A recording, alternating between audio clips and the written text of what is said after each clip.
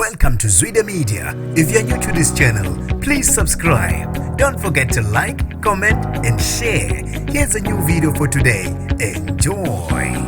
Ukalelwe ngamasongo kaSigonyelo wesifazana oneminyaka engu-21 owebe ingane ngoba ezama ukubamba ngayo indoda yakhe. Nginibingelele ngiphinde nginamukele ezindabeni zezwe igama lami ngosibonga konke wakantwande mothanda ungangibiza intatheli eka-YouTube. Kusolwa ukuthi bezama ukubamba indoda ngosana lebekunini emjondolo yasensimbini eKhathumena ngesonto wesifazana ogcine ekhalelwe ngamasongo kaSigonyelo ngomsombuluko.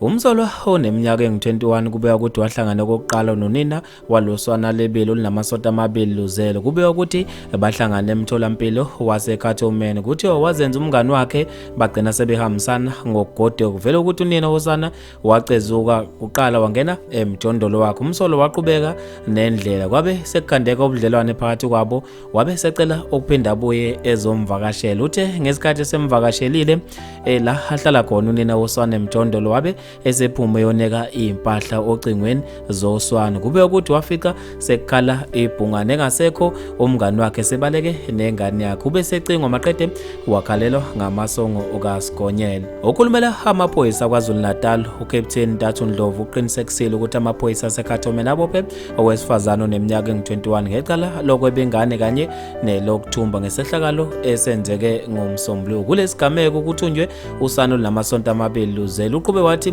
kuthi unina wosana ubevakashelwe umsolo ahlangana naye emtholampilo. Kuthiwa kuthe esaphumile eyoneka ingubo kulayini wabuya umsolo wabe esebaleka nosana.